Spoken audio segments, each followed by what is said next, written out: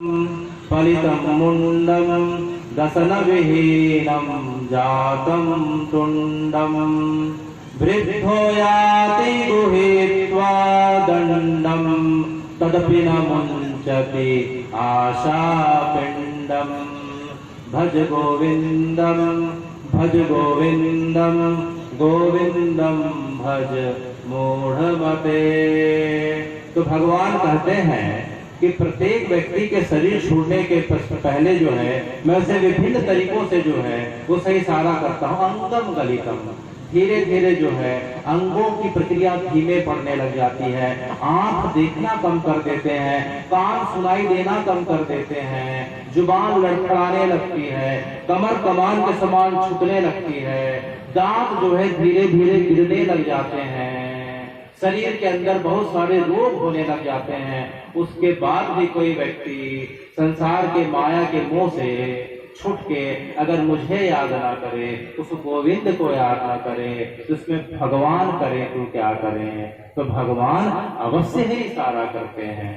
अच्छा, तो हे भगवान, इस प्रकार से हो गया कि मृत्यु असंभावी है, मृत्यु के बाद जन्म भी निश्चित है, मृत्यु के पहले आपने बताया कि उन्हें आप इशारा भी करते हैं। तो हे भगवान, ये प्राण जो है शरीर के किन किन अंगों से निकलते हैं। तो श्री भगवान ने कहा कि प्रत्येक मनुष्य के शरीर में जो है प्राण जो है 9 प्रकार के दरवाजों से निकलते हैं, जिसमें 7 ऊपर के हैं, 2 नीचे के हैं, 2 आंख है, 2 कान है, 2 नाक है, 1 मुंह है, एक सामने की जननेंद्री है, एक पीछे की जो है मलेंद्री है।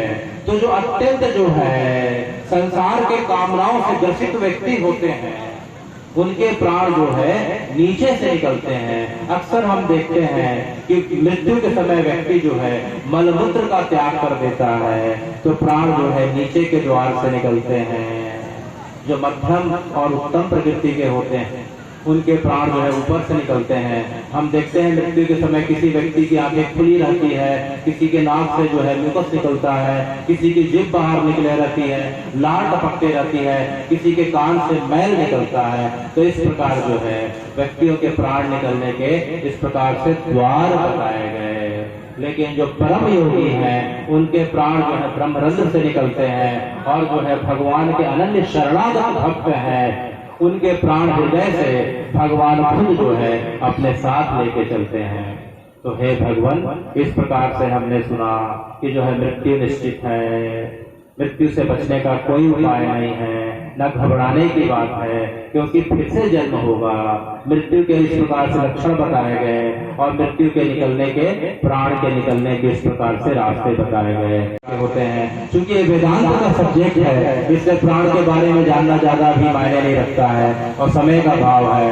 5 प्रकार के मुख्य प्राण और 5 प्रकार के उपप्राण माने गए हैं। अपान, ज्ञान, समान, व्यान, इस प्रकार के 5 प्राण और धनंजय कुकर्म इस प्रकार के उपप्राण होते हैं। तो जो है 5 प्राण जो है इस प्रकार से जब व्यक्ति के अंदर से निकल जाते हैं तो जो है व्यक्ति चिकित्सकों के द्वारा मृत घोषित कर दिया जाता है। अब इसके पश्चात आता है कि व्यक्ति के स्थूल शरीर से जब सूक्ष्म शरीर निकल जाता है तो उसके बाद की क्या गति होती है, जिसके बारे में हम जो है अब थोड़ा सा आगे की बात हम सुनना चाहते हैं। तो व्यक्ति के शरीर से जब स्थूल शरीर के बाद जो है सूक्ष्म शरीर निकल जाता है तो वह शरीर जो है मात्र अंगुष्ठ मात्र का होता है, अर्थात 1 अंगूठे की जितनी लंबाई होती है उतनी लंबाई का होता है। और उसे जो है इस पृथ्वी को छोड़ के धर्मराज की नगरी पे जाना पड़ता है। तो जो है यहाँ से धर्मराज की नगरी, जिसे हम यमलोक भी कहते हैं, संयम मणि भी कहते हैं, यमलोक या संयम मणि जो है यहाँ से 86,000 योजन की दूरी पे स्थित है। अर्थात जो है 1 योजन बराबर करीब 12 से 13 किलोमीटर होता है। तो करीब यहाँ से यमलोक की दूरी 10,32,000 किलोमीटर की दूरी पे स्थित है। तो 10,32,000 किलोमीटर की दूरी यह जो है सूक्ष्म शरीर अपने कारण शरीर के साथ जो है करीब 348 दिनों में पूरा करती है, करीब 11 महीनों में पूरी होती है। और जो है मार्ग में जो है उसे 16 जगहों पे उसे विश्राम करने का अवसर प्राप्त होता है। तो ये 16 स्टेशन कहलाते हैं। हम इसे इस प्रकार से समझ सकते हैं कि मान लीजिए कि हमें दिल्ली, बंबई, मद्रास, कलकत्ता कहीं अगर जाना हो तो हम तो जो है इस शरीर के साथ जाने में बहुत समय लग जाता है। तो हम क्या करते हैं, हम या बस से जाएंगे या ट्रेन से जाएंगे या जो है वायुयान के माध्यम से जाते हैं। तो हम किसी न किसी जो है वाहन के माध्यम से अपने गंतव्य, मान लीजिए दिल्ली जाना है तो एक जो है वाहन का जो है हमें आश्रय लेना पड़ता है। तो उसी प्रकार से सूक्ष्म शरीर को जो है एक नए शरीर का, जिसे जो है अधिवाहक शरीर कहा जाता है या यात्रा शरीर कहा जाता है, उसका आश्रय लेना पड़ता है।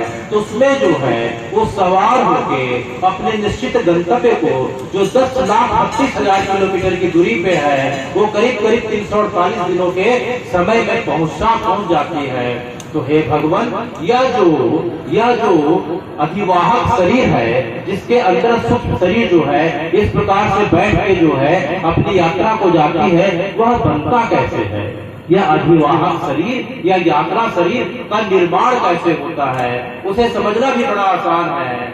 वह निर्माण होता है हमारे मन के संकल्प से और हमारे द्वारा किए गए तर्पण से। उसे हम इस तरीके से समझ सकते हैं कि जो हमारा शरीर है, हम यहाँ जितने बैठे हैं, हम जो स्थूल शरीर लेके जितने भी व्यक्ति बैठे हैं, चाहे स्त्री हो, चाहे पुरुष हो, चाहे बाल हो, चाहे वृद्ध हो, जितने लोग भी बैठे हैं, ये जो हमारा शरीर है हमारे माता पिता के कामनाओं का प्रतिरूप है। सबसे पहले हमारे माता पिता के मन के अंदर, सबसे पहले मन के अंदर कामना जागृत होती है। उस कामना के वशीभूत होके शरीर के इंद्रियां जो है कार्यशील हो जाते हैं। फिर वीर्य और रज के इस प्रकार से मिश्रण से भ्रूण बनता है और भ्रूण जो है इस प्रकार से माँ के गर्भ में स्थापित होता है और माँ जो है इस प्रकार से जो है पौष्टिक आहार का सेवन करती है। तो भ्रूण विकसित होते होते पूरी तरीके से शिशु के रूप में विकसित हो जाता है और जैसे ही 9 महीना 7 दिन होता है वह शिशु अर्थात हम बाहर आ जाते हैं। तो हे भगवान, ये जगत की उत्पत्ति का कारण ही मन है। यह जो संसार जो दिख रहा है वो श्री हरि नारायण की जो है सिर्फ मन के जो है परिणति का स्वरूप माना जाता है। उसी प्रकार से हम अपने माता पिता के मन के विचारों की परिणति माने जाते हैं। तो उसी प्रकार से जब हमारे जो है दिवंगत पूर्वज जो है माता पिता के रूप में किसी के रूप में जब उनका देहावसान हो जाता है, तो हम जो है जब यह संकल्प करते हैं कि हे भगवान, आप उनका जो है मार्ग जो है उनका मार्ग अच्छे से जो है उन्हें कष्ट मत हो, उन्हें किसी प्रकार की तकलीफ मत हो। तो हमारा जैसे संकल्प जैसे ही हमारे मन में जो है उदित होता है और उस संकल्प के साथ जो है हम अपने माता पिता बंधुओं के लिए जो है हम जो तर्पण करते हैं, साथ में जो है इस प्रकार से जो जल देते हैं, पिंडदान करते हैं और साथ में जो है हवन करते हैं। तो जल से जो है इस प्रकार से जल से वाष्प बनती है, हवन अग्नि के माध्यम से हवि तैयार होता है और जो है जो हम जो पिंड देते हैं वो पिंड के सुगंध से हवन के हवि से और जल के वाष्प से, इन तीनों के मिश्रण से और साथ में हमारा संकल्प जब वशीभूत होके जो एक प्रकार से जो है घनीभूत हो जाता है, तो एक शरीर का निर्माण होता है। उस शरीर को हम जो है अधिकाय शरीर कहते हैं और इस अधिकाय शरीर को बनने में 10 दिन का समय लगता है। कितने दिन का? 10 दिन का समय लगता है। जब हम पहले दिन जो है हमारे जो है माता पिता या भाई बंधु जब गुजरते हैं तो पहले दिन का जो पिंड करते हैं और संकल्प करते हैं तो अधिकाय शरीर का सिर बनता है। दूसरे दिन के संकल्प और पिंडदान से जो है गला और जो है स्कंध बनता है। तीसरे दिन के जो है पिंडदान और संकल्प से थोड़े से जो है छाती का भाग बनता है। चौथे दिन से पीठ का हिस्सा बनता है।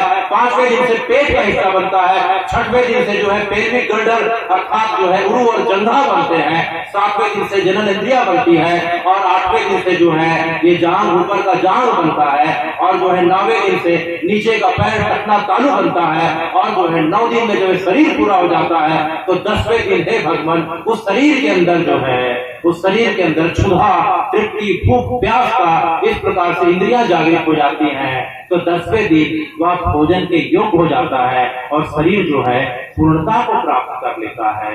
जिस प्रकार से हमारे शरीर को पूर्णता प्राप्त करने में 9 महीने लगते हैं, 10वें महीने में हम जो है बाहर आते हैं, उसी प्रकार से इस अधिकाय शरीर को जो आने वाले समय में अब जो आगे की यात्रा पे जाने वाली है, वो 10 दिन जो है 10 दिन का समय लगता है।